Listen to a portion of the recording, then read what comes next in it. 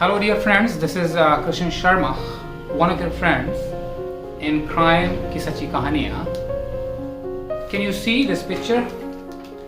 There's a girl here. I'm not a promoter. I'm very happy that you are watching my videos. But today I'm gonna tell you one of the stories about this Parle G. जी हाँ, पार्ले जी के बारे में आज मैं आपको कुछ बताऊंगा. हालांकि मैं इसका कोई प्रमोटर नहीं हूँ, ना ही मेरा कोई सीन है कि भाई मैं आपको इसको बेचना चाह रहा हूँ या कुछ इस तरह से, कुछ नहीं है. आज की जो कहानी है ये क्राइम स्टोरीज के अंदर है, बट क्राइम के बारे में नहीं है मेरे दोस्तों. इस पिक्चर पे एक लड़की आपने अभी देखी, एक छोटी गर्ल. मैं जब छोटा था तब से मैं इसे देखते आ रहा हूँ और आज भी ये पिक्चर पार्ले जी बिस्किट पर छपी हुई है. और पार्ले जी बिस्किट का ये पीला और लाल रंग वर्षों से चला आ रहा है. तो आज मैं आपसे बात करूंगा इस लड़की के बारे में कि आखिरकार ये लड़की थी कौन, क्या ये अभी जिंदा है, और अगर जिंदा है तो ये कौन है, इसकी उम्र कितनी है और ये कहाँ है, और ये पार्ले जी के इस जो रैपर है इस पर क्यों आई और कैसे आई. तो चलिए सबसे पहले मैं आपको पार्ले जी के बारे में थोड़ी सी बता दूं. जैसे मैंने कहा, दुनिया में बहुत कुछ बदल गया दोस्तों, लेकिन पार्ले जी का ये पीला और लाल रंग बिल्कुल नहीं बदला. आज भी हम पार्ले जी के जो बिस्किट्स देखते हैं सेम वही ऐसे ही हैं, इनमें कोई बदलाव नहीं आया. वही पीला लाल रंग, वही लड़की, वही पार्ले जी कॉर्नर में लिखा हुआ, वही स्वाद, हर चीज वही है. और हाँ, ये भी मैं आपको बता दूं कि दुनिया में सर्वाधिक बिकने वाले बिस्किट्स में से एक पार्ले जी का बिस्किट है. एक्चुअली पार्ले जी जो नाम आया इसके बारे में मैं आपको बता दूं. एक जगह है मुंबई में पार्ले, विले पार्ले बेसिकली.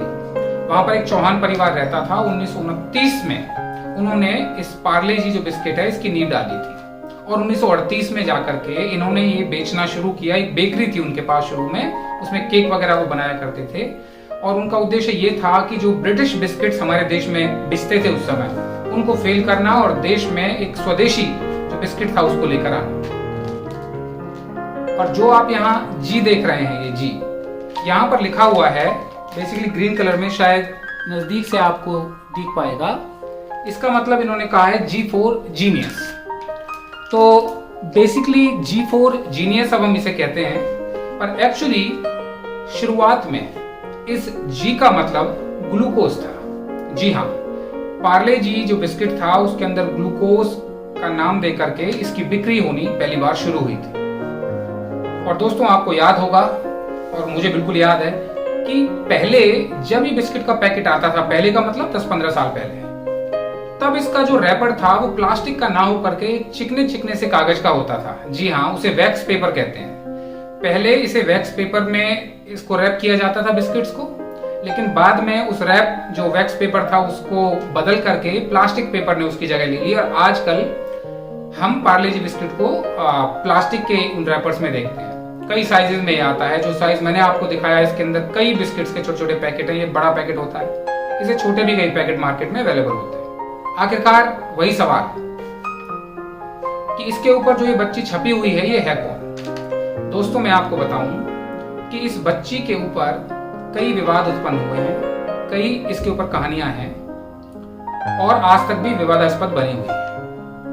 हिंदुस्तान में 3 महिलाओं ने इस बच्ची का होने का दावा किया. जी हाँ दोस्तों, उनके जो नाम है, एक तो नीरू देशपांडे, दूसरी है सुधा मूर्ति और तीसरी है गुंजन गुंडानिया. जी हाँ, ये 3 महिलाएं हैं, लेकिन अगर मीडिया की आप माने तो नीरू देशपांडे ही वो लड़की है जो इस पार्ले जी के बिस्किट पर छपी हुई है. उनकी उम्र अब 62 साल है. वो साउथ इंडिया में रहती हैं. और ये भी मैं आपको बता दूं कि महज जब वो 4 साल की थी तो उनके पिता ने एक पिक्चर खींची थी उनकी. वो कोई बहुत बड़े फोटोग्राफर थे नहीं. उस पिक्चर को उन्होंने खींच लिया. वो पिक्चर बहुत अच्छी आई. धीरे धीरे उनके सभी साथियों ने उसको पसंद करी और एक दिन वो पिक्चर किसी एक ऐसे इंसान के हाथ लग गई जो विले पार्ले में चौहान परिवार की एक मतलब फैमिली मेंबर कह लीजिए या कोई फ्रेंड कह लीजिए, उसने वो पिक्चर वहां दिखाई. उनको भी पिक्चर पसंद आ गई और उसके बाद उन्होंने उस पिक्चर को लेबल लगा करके, छाप करके पार्ले जी बिस्किट पर बेचना शुरू कर दिया. इससे पहले पार्ले जी बिस्किट पर जब लड़की छपी नहीं थी, उस समय 2 बच्चे नेताजी सुभाष चंद्र जैसी टोपी पहन करके सलाम करते हुए पार्ले जी बिस्किट्स पर दिखाई दिया करते थे। लेकिन जब भी ये बात पार्ले जी कंपनी से पूछी गई तो वहां के एक प्रोडक्ट मैनेजर हैं मयंक जैन। तो मयंक जैन का ये कहना है कि ना तो इस बिस्किट पर सुधा मूर्ति का फोटो है, ना ही नीरू देशपांडे का, और ना ही गुंजन गुंडानिया का। उनका ये कहना है कि ये पिक्चर तो अकस्मात ही एक जो पेंटर थे उस समय, उनका नाम था मगनलाल दहिया, 60 के दशक में मगनलाल दहिया ने ये पिक्चर जस्ट ही एक बच्चे के रूप में वैसे ही छाप दी थी, उनका कहना है। और उसके बाद से ये जो पिक्चर है ये इस बिस्किट पर छप गई। तो बातें तो बहुत आई दोस्तों, लेकिन आज तक भी जो ये नीरू देशपांडे है उनको ही इस पिक्चर का रियल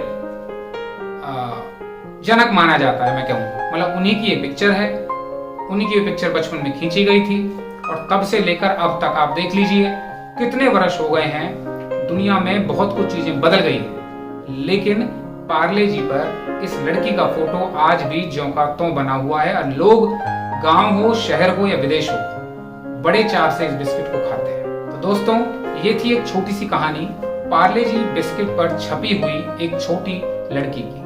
तो इस तरह की अनसुलझे रहस्यों की कहानी, छोटी कहानी, बड़ी कहानी, शहरों की, गांवों की, विदेशों की, जिस तरह की कहानी मुझे लगता है आप तक पहुंचानी चाहिए दोस्तों, वादे के अनुसार मैं आप तक पहुंचाता रहूंगा।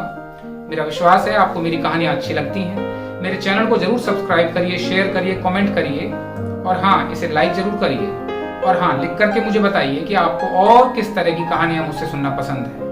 वादे के मुताबिक मैं आपको हर तरह की कहानियां आपके सामने लाता रहूंगा। आप अपना ख्याल रखिएगा, क्योंकि आज इस चीज की बहुत जरूरत है इस कोरोना के युग में। जी हाँ दोस्तों, ये मैं अपनी वाणी को अभी विराम देता हूँ। मैं फिर मिलूंगा आपसे एक नई कहानी के साथ। तब तक के लिए मुझे इजाजत दें। आप लोगों का बहुत बहुत शुक्रिया।